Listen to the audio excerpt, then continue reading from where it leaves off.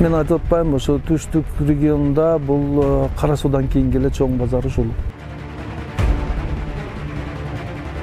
Базарда соода кылгандар бардыгы ушакчылар. Ушул базардын эсебинен өзүнүн тирилигин өткөзөт, кара казанды кайнатат. 400-500 үй бүлө. Базарыбыз абат жакшы, ана парк курулса дагы эле жакшы болуп калат. Ишкерди путтосу атат, анда. Менде эч кандай путтосу жок. Мен душмандыгым анда.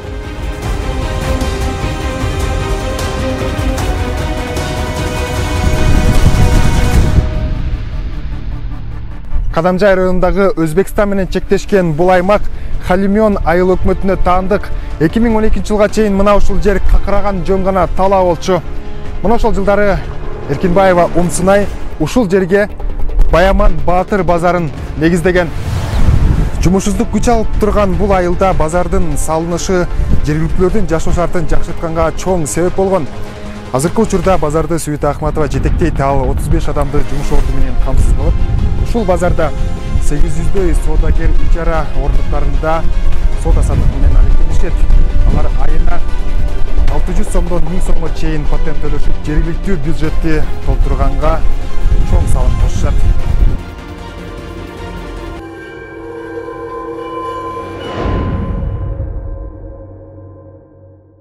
Ош-Баткен жолунун боюндагы базардын бул жерге келип жайгашып калышы өзүнчө узун окуя. Ар кандай шарты жок айыл четиндеги талаага базар куруп, инвестиция тарткан ишкерди башында жергиликтүүлөр мыйыгы менен карап, жөн гана убара чегип жатканын айтышкан. Бүгүнкү күндө түштүк аймакта Кара Суудан кийинки эле эң чоң рынокко айланган жерде миллиондогон акчалар айланып, элдин жашоо шарты жакшыра баштаган кезде жергиликтүү бийлик менен Баяман Баатыр базарынын ортосунда түшүнбөстүк орун алган. Базарды иштеткен ишкердин айтымында жергиликтүү бийлик ар кандай кысым көрсөтүп, трайбалисттик көз караш менен мамиле кылып жатканын айтууда. Айыл өкмөттүн деңгээлинде өткөн аукциондорго катыштырбай, ар кандай шылтоолорду айтып, кыр көргөзүп, базардын иштөөсүнө тоскоолдук кылып келет. Бирок жергиликтүү тургундар айыл өкмөтү ишкерге бут тоспой, тескерисинче колдоо көрсөтсө деп арман кылышууда. Айтымдарында базардын иштөөсү айыл тургундарынын көпчүлүгү үй бүлөсүн багып нан тапчу жери. Халимён айыл өкмөтү, мына Коңшулаш, мына Алга айыл өкмөтү, Кыргыз Кыштак айыл өкмөтү, мына Кадамжай шаары ушактардан тургундар келип жумуш кылат. Баягыдай өздөрүнүн алды саттуу кылып, ушул биз 2000ден ашык контейнерлерде турушуп, өздөрүнүн турмуш тиричилигиге түзөтүс таасири бар. Пайдадан башка эчтеке жок. Ушул базары жакын болуп калганга бизге узакка барбастан, бияга Оштон, Айдеркен, Лейлек, Баткенден баарды келип ушул жерге соодан кылып кетет. Кызыр Назархан жер болуп калды биздин Халимёнубуз. Биз ушул жерде туруп, каалаганды алабыз, каалаганды сатабыз, базарыбыз жакын болуп калды, элге пайдалуу иштер болуп атат. Канчалаган биздин жаштарыбыз ушул жерде иштеп атат. Эми тилекке каршы ар кандай иштер болуп калат экен. Деген менен Халимён айыл өкмөтү мындай нааразычылыктар мындан бир канча жыл мурдатан бери уланып келе жатканын, ишкердин даттанууларын мыйзам чегинде карап, кысым көрсөтүп жатат дегени ортодогу чагымчылдардын айынан болуп жатат дейт. Местный баягы биздин өзүн олар келгенде болгон болсо, биздин местныйлар бар. Баягы бир сөздү 3кө көбөйтүп алып айта тургандар. Ошолордун сөзгө кирип дагы мен үстүнөн жаза берет да. Мен алдыма келгенде жакшы. Өкөөбүз мамилебиз ушунчалык жакшы. Бир кайым айтышып бирдеме болбойбуз. Алыстан туруп эле ушундай силерге аларга ачуу кандуулукка алдырганда баардыгы сүйлөйт. Мени ар кандай ситуацияга салып сүйлөйт, сындайт. Мен аларга сыныга туура кабыл алып, өзүмдүн жолумду таап кете берем. Мен кичине эле туура эмес сүйлөсөм, менин үстүмөн арызданышат. Мен ошон үчүн эч качан өзүмдү элиме бу жерде баягы ошолор айткандай келгинди болобу, башка болобу, кыргызстандык. Мен бирдей шартта мамиле жасайм, бирдей шартта сүйлөшөм, бирдей шартта мыйзам чегинде иштешебиз. Аталган базардын эсепчиси Имамидин Бекматовдун айтымында 500дөн 800гө чейинки адам жумуш менен камсыз болсо, алар айына 600 сомдон 1000 сомго чейин патент төлөшөт. Ал эми Баяман Батыр базары айылдын бюджетине жылына 1,5 миллион сомго чейин салык төгөт. Ишкерлер Кытайдан, Кара Суудан, Дордойдон, Өзбекстандан товарларды алып келип сатышат.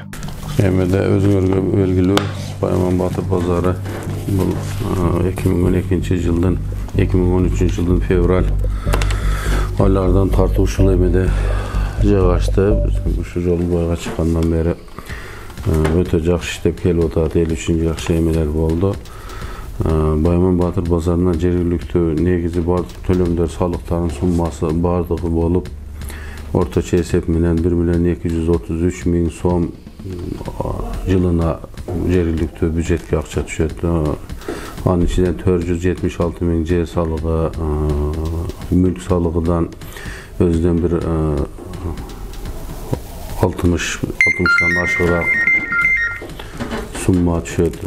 Анан единый налог төлөйбүз. Ошонун боюнча былтыр пандемия болуп, базар иштебей калганын артынан кичине азыраак түшүп калды. 223,600 сомдун тегерегинде.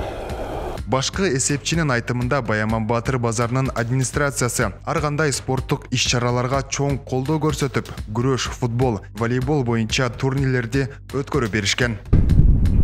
Мына ушул сиздер көрүп турган жер тоо этегине чейин ушундай суу чыкпаган какыр тала. Жеке ишкер Сүбүт Акматова ушул жерге жергиликтүүлөр үчүн ыңгайлуу болсун деп 2 гектар аймакка парк куруу үчүн айыл өкмөттөн ушул жерди сураган. Бирок айыл өкмөт башчысы Камалидин Бекматов эмнегедир жеке ишкерге кысым көргөзүп, бир дагы метр жер берилбесин деп талап коюп келет. Айыл өкмөт башчысынын жеке ишкерге мындай кысым көрсөтүүсү эмне үчүн экени белгисиз.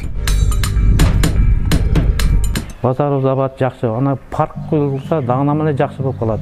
Элге пайдасы көп дейп атат. Базар бар экен, эл шуну менен тиричилик өткөзүп атат да. Тиричилик жакшы болот. Элчилик энди бардыгы шуну менен тиричиликти жакшы өткөзүп атат. Бар ел пайдасы тийип атат. Эски ошол базар биздин территориядан, мына айылдын борборундан Ошбаткен жолунун бойго көчүп чыгып кеткен да. Ошол көчүп эски базардын орду бизге калган. 1 гектар 69 соток. Ошол жерди айылдык кеңешинин чечими менен парк салабыз деп чечим чыгартып койгонбуз. Себеп дегенде менчикке кетип калбасын дегендей да. Эл толугу менен пайдалансын, парк болсун деген өзүмдүн менин инициативам менен баягы айылдык кеңешинин чечим чыгартып алганмын. Парк келечекте парк болсун деп. Анан ошол паркты ким жасайт? Бюджет өзү дотацияда турабыз. Айыл өкмөтүн бюджет менен жасай албайбыз. Бирок инвестор тартыш үчүн бир ишкерге аукцион менен келишимдин негизинде берейли. Ижарага. Көп жылдык келишим менен. Ошол инвестиция тартып келип, баягы паркты жасасын деген максатта аукцион койдук. Аукцион өттү, бирок арыздануулар болду. Туура эмес элдин баягылары болду, арыздануу. Аукцион жокко чыкты, ошол бойдон турат. Мына бул мен аркамда турган үйлөрдү Бишкек же Ош шаарынын чекесиндеги жаңы конуш экен десеңиз жаңылышасыз. Бул кадимки эле Хальмион айыл аймагындагы жаңы түшүп аткан конуштар. Ушул жерге Баяман Батыр базарынын ачылышы менен жергиликтүү элдин сыртка чыгып жумуш издеп кетпөөсүнө, мына ушул жерге отурукташып калуусуна шарт түзгөн. Хальмион айыл өкмөтү дотациядан чыга элек. Жергиликтүүлөр айылга келген инвесторлорду, ишкерлерди колдоого алып, аларга кысым токтосо дешет. Деген менен айыл өкмөт башчысы Камалидин Бекматов ар жума сайын айылдагы эл менен жыйын өткөрүп, көйгөйлүү маселелерди чечүүнүн үстүндө экенин айтууда. Бар да, адамдар бар да. Ошондой эле ошого ишенип алышат дагы. Келгенде мен айтам, мен туугандар, маселеңер болсо туура эле менин кабинетиме келгиле. Акылдашайлы.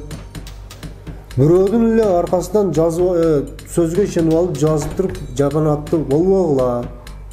Кыргызстанда ишкерлерге болгон мындай кысым жалгыз бул эле эмес. Андыктан кандай гана бийлик болбосун, аларды опузалагандын ордуна колдоо көрсөтсө, ички жана тышкы миграция агымы азайып, жергиликтүү элдин социалдык жашоо турмушуна оң таасирин тийгизмек.